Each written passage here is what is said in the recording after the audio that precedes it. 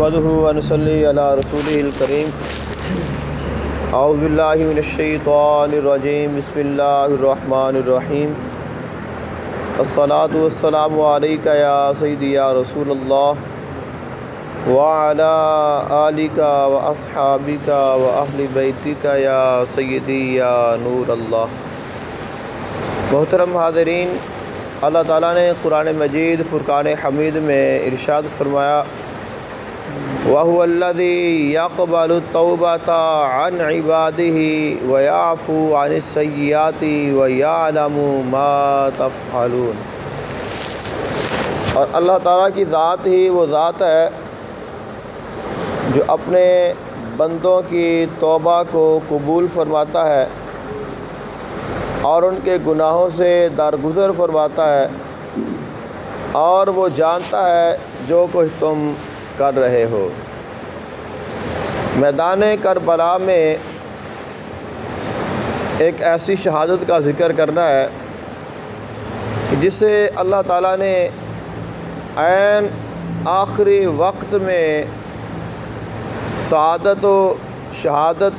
اور خوش بختی سے نوازا ہے،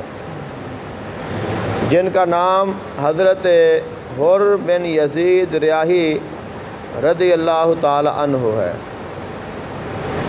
حضرت حر رضی اللہ تعالی عنہ یہ ابن زیاد کے لشکر اور ان کی فوج کے سپہ سالار ہیں، اور 1000 سپاہی ان کے تابع ہے، اور یہ وہ پہلا شخص ہے جسے امام حسین علیہ السلام کو روکنے کے لیے بھیجا گیا، اور یہی وہ پہلا شخص ہے جس نے امام حسین علیہ السلام کا راستہ روکا ہے۔ امام حسین علیہ السلام سے ملا اور اپنی فوج کے ساتھ ہے، تو اپنی فوج کو الگ کھڑا کیا اور امام حسین علیہ السلام سے علیحدگی میں ملاقات کی اور آپ کو روکنے کی کوشش کی۔ کہا مجھے آپ پر مامور کیا گیا ہے اور مجھے یہ حکم ہے کہ میں جہاں بھی آپ کو دیکھوں آپ کو پکڑ لوں، قید کر کے ابن زیاد کے پاس لے آؤں۔ تو میں یہ نہیں چاہتا، کیونکہ آپ نواسہ رسول صلی اللہ علیہ وآلہ وسلم ہیں اور آپ کی ایک عزت و شان مقام اور مرتبہ ہے، تو لہذا میری یہ گزارش ہے کہ آپ یہ رستہ یہ سفر ترک کر دیں اور کہیں کسی اور طرف نکل جائیں۔ امام حسین علیہ السلام نے فرمایا اگر ہم نے چھپنا ہی ہوتا اور ہم نے بھاگنا ہی ہوتا تو پھر تو اس سے پہلے ہمارے پاس بہت سارے مواقع تھے، اس لیے ہم نہ رک سکتے ہیں، نہ چھپ سکتے ہیں، نہ گمنام ہو سکتے ہیں، اور نہ ہی اس راستے سے واپس جا سکتے ہیں، اور یہی تقدیر ہے۔ امام حسین علیہ السلام کے ساتھ کافی گفت و شنید کے بعد یہ پیچھے ہٹ گیا، اور پھر امام حسین علیہ السلام کی بارگاہ میں حاضر ہوا، یہاں تک کہ نماز کا وقت ہو گیا۔ جب نماز کا وقت ہوا تو امام حسین علیہ السلام نے نماز پڑھنا شروع کی، اور جب جماعت کا وقت آیا فرمایا کہ اب بتاؤ کہ تم نماز کس کے ساتھ ادا کرو گے۔ پہلے تو سوچتا رہا، جب امام حسین علیہ السلام مصلی امامت پر کھڑے ہوئے تو پھر اس نے امام حسین علیہ السلام کے پیچھے آ کر آپ کی ابتدا میں نماز ادا کی۔ اب اس کے بعد یہ واپس چلا گیا، اور یہ بھی حقیقت ہے میدان کربلا میں بھی امام حسین علیہ السلام کو اسی نے روکا ہے، اور اس سے پہلے یہ خفیہ کوشش کرتا رہا، کیونکہ 1000 آدمی اس کے ساتھ ہے، اور اس نے گزارش کی کہ حضور اگر کسی ایک بھی بندے کو پتہ چل گیا کہ میں نے آپ سے خفیہ ملاقات کی ہے یا آپ کو مشورہ دی ہے یا رائے دی ہے تو خبر اسی وقت ابن زیاد کے پاس چلی جائے گی اور اسے یزید کی طرف سے سخت حکم ہے اور اس کی طرف سے میری فوج کو اور ہمیں سختی سے حکم دیا گیا ہے، تو لہٰذا آپ مہربانی کریں اور کوئی نہ کوئی جو ہے وہ طریقہ کار نکالیں۔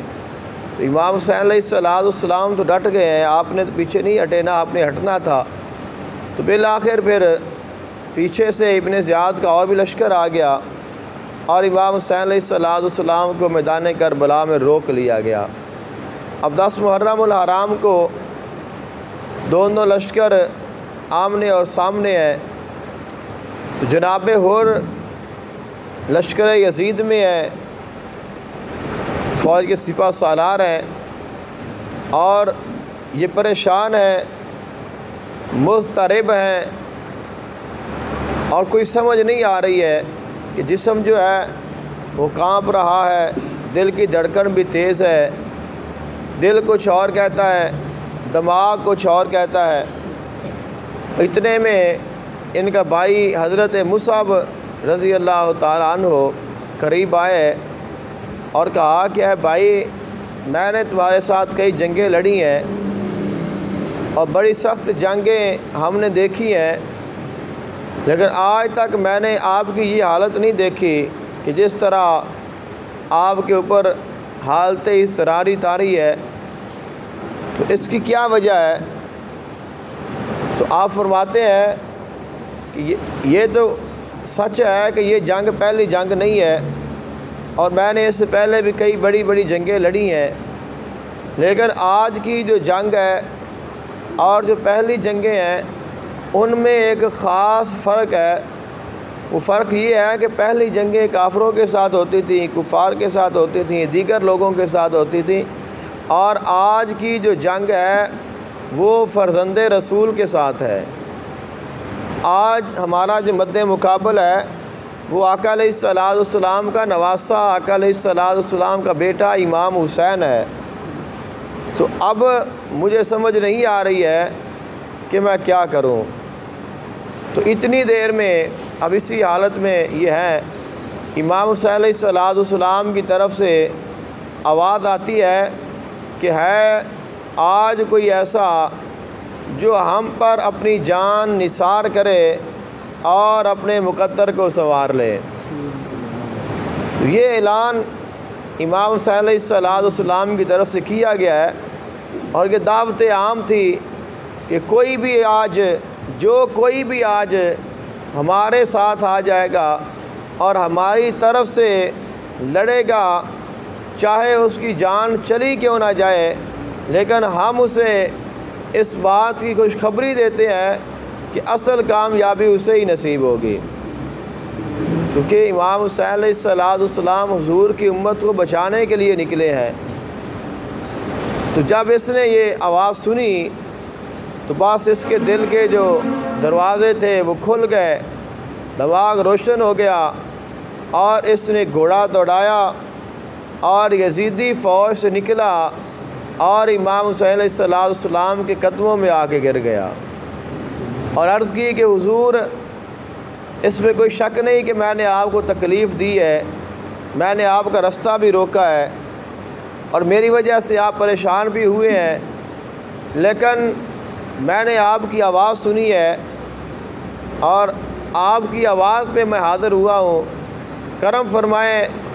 اور میری توبہ کو، میرے عذر کو، میری معذرت کو قبول فرمائیں اور مجھے اپنے غلاموں میں اور اپنے قدموں میں جگہ دے دیں۔ تو امام حسین علیہ السلام نے فرمایا، اللہ تعالیٰ کی طرف سے توبہ کا دروازہ کھلا ہے،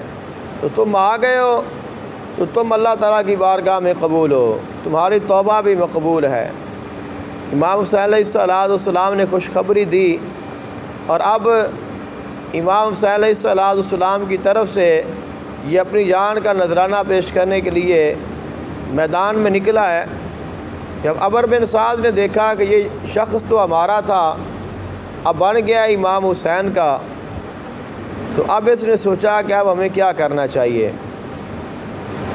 تو اس نے ایک شخص کو بھیجا جو بڑا مکار اور فریبی تھا، ویسے جنگجو بھی تھا، اور اسے کہا کہ جاؤ، اور یہ ان کا قریبی ساتھی بھی تھا، کہا کہ جاؤ اور اسے اپنی باتوں کے ساتھ، اپنی گفتگو کے ساتھ ہماری طرف کرنے کی کوشش کرو، اسے سمجھاؤ، اس کا دل پھیرو، اس کے دماغ کو پھیرو، اس کو لالچ دو، پیسے کا، اقتدار کا، سرداری کا، مال و دولت کا۔ تو اگر تو وہ تمہاری چال میں آ جائے تو ٹھیک ہے، نہیں تو پھر فوراً اس کا سر قلم کر دو اور اس کا سر میرے پاس لے آؤ۔ اب یہ شخص آیا اور اس نے امام حسین علیہ السلام سے کہا کہ آپ حضرت حر سے کہا کہ آپ کو کیا ہو گیا ہے کہ تم ہمارے ساتھی تھے، ہم اکٹھے رہے ہیں، اکٹھے ہم نے کھایا ہے، اکٹھے ہم نے جنگیں لڑی ہیں، اور دیکھو کہ امام حسین کے پاس ہے ہی کیا، یہ صرف چند لوگ ہیں اور باقی تو ان کے شہید ہو چکے ہیں، اور یہ بھی اس میں کوئی حقیقت نہیں ہے، اور یہ سچ ہے کہ امام حسین علیہ السلام بھی شہید ہو جائیں گے، تو تمہیں کیا بنی ہے کہ تم یہ اتنی بادشاہی چھوڑ کے، سرداری چھوڑ کے، سپہ سالاری چھوڑ کے، اور مال و دولت چھوڑ کے، انعامات اکرام چھوڑ کے ادھر جا رہے ہو؟ یہاں تو سب کچھ ہے، وہاں تمہیں کیا ملے گا؟ تو حضرت حر رضی اللہ تعالیٰ عنہ نے فرمایا کہ تمہیں اسی بات کی سمجھ نہیں آئی ہے، تم صرف یہ دنیا کا مال دیکھ رہے ہو جو کہ جہنم کا سامان ہے، اور یہ جو اقتدار اور یہ ساری سرداری ہے یہ جہنم میں لے کے جانے والی ہے، لیکن جو امام حسین علیہ السلام کی غلامی ہے وہ جنت کی سند ہے۔ تو لہذا میں امام حسین علیہ السلام کا ساتھ نہیں چھوڑ سکتا۔ تو اس نے مکاری سے حضرت حر پر حملہ کیا اور آپ نے اس کو روکا اور فوراً اس کو قتل کر دیا۔ اب یہ شخص کے بھائی تھے 3 اور، وہ بھی آئے اور ان تینوں کو بھی حضرت حر رضی اللہ تعالیٰ عنہ نے وہیں پہ ڈھیر کر دیا۔ اب ابن زیاد نے دیکھا کہ اب حضرت حر رضی اللہ تعالیٰ عنہ تو ہمارے ہی لوگوں کو ختم کر رہے ہیں اور ہمیں کمزور کر رہے ہیں، اور حضرت حر رضی اللہ تعالیٰ عنہ نے پھر آپ نے بھی حملہ کر دیا۔ تو اس نے بڑی طاقت کے ساتھ اور کثرت کے ساتھ اور بہت سارے لوگوں کو کہا کہ یک بارگی کے ساتھ حملہ کریں اور حضرت حر رضی اللہ تعالیٰ عنہ کو شہید کریں۔ انہوں نے جب حملہ کیا تو حضرت حر رضی اللہ تعالیٰ عنہ زخموں کی تاب نہ لاتے ہوئے گرے اور بے ہوش ہو گئے۔ تو اس نے جب یہ گرے ہیں اور بے ہوش ہوئے تو امام حسین علیہ السلام کو آواز دی، امام حسین علیہ السلام کو بلایا، تو امام حسین علیہ السلام تشریف لائے اور حضرت حر رضی اللہ تعالیٰ عنہ کو اپنی طرف لے گئے، اور وہاں لے جا کر ان کا جو سر ہے وہ اپنی گود میں رکھا اور ان کے چہرے کے اوپر جو گرد و غبار ہے اس کو صاف فرما رہے ہیں۔ اور جب امام حسین علیہ السلام کی گود میں سر آیا اور آپ کا جو ہاتھ مبارک ہے وہ چہرے کے اوپر لگا، مس ہوا، اور امام حسین علیہ السلام کی خوشبو جب ان کے ذہن میں، دماغ میں پہنچی تو ابھی تک ان میں کچھ باقی تھی حیات، انہوں نے اپنی آنکھیں کھولیں اور امام حسین علیہ السلام کی طرف دیکھا اور عرض کی کہ حضور کیا میری جو توبہ ہے معذرت قبول ہو گئی ہے؟ تو امام نے فرمایا اس میں کوئی شک نہیں ہے کہ تم نے وفاداری کا حق ادا کیا ہے، اور اللہ تمہاری جو شہادت ہے اس کا تمہیں پورا اجر و ثواب عطا کرے گا۔ اور یہ بھی ایک روایت ہے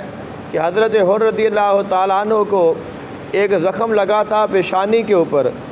اور اس سے خون بہہ رہا تھا، تو امام حسین علیہ السلام نے اپنا رومال نکالا اور اس کے ساتھ آپ کے پیشانی کے اوپر اس کو باندھ دیا اور وہ خون روک دیا، اور وہ جو امام حسین علیہ السلام کا رومال ہے یہ ان کے ساتھ ان کی قبر تک گیا۔ اور یہ بھی روایت ہے کہ کسی نے یہ سنا کہ حضرت حر رضی اللہ تعالیٰ عنہ کے پاس ان کی پیشانی کے اوپر امام حسین علیہ السلام کا رومال بندھا ہوا ہے، اس نے ارادہ کیا کہ میں جا کے وہ رومال نکالوں کیونکہ وہ امام حسین کا رومال ہے، تو اس میں بڑی برکات ہے۔ تو جب یہ شخص وہاں پہ پہنچا اور اس نے رومال کھولنے کی کوشش کی قبر کھولنے کے بعد، یہ بعد کی بات ہے،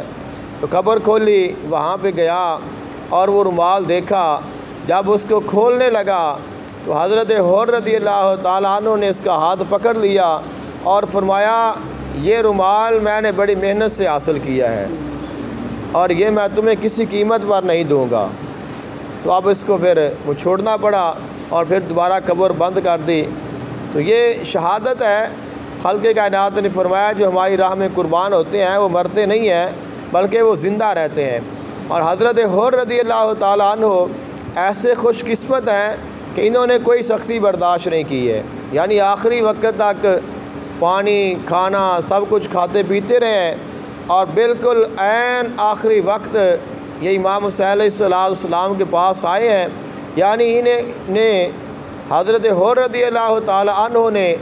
دنیا میں بھی تمام دنیا کی نعمتوں سے فائدہ اٹھایا ہے اور کوئی سختی برداشت نہیں کی ہے، اور آخرت کے بھی جو تمام نعمتیں ہیں وہ غلامی حسین کی وجہ سے اہل بیت اطہار کے اوپر اپنی جان کا نذرانہ پیش کر کے آپ نے ان کو حاصل کر لیا ہے۔ تو امام حسین علیہ السلام نے آپ کو قبول فرمایا اور آپ کی توبہ کو قبول فرمایا، اور آپ کا جو لقب حر ہے، حر کا معنی ہوتا ہے آزاد، تو فرمایا کہ تمہارا نام بھی آزاد ہے، اور آج میں تمہیں خوشخبری دیتا ہوں کہ تمہیں اللہ نے آخرت کے عذاب سے بھی آزاد فرما دیا ہے۔ دعا ہے اللہ تعالیٰ عمل کی توفیق عطا فرمائے۔ افضل ذکر لا الہ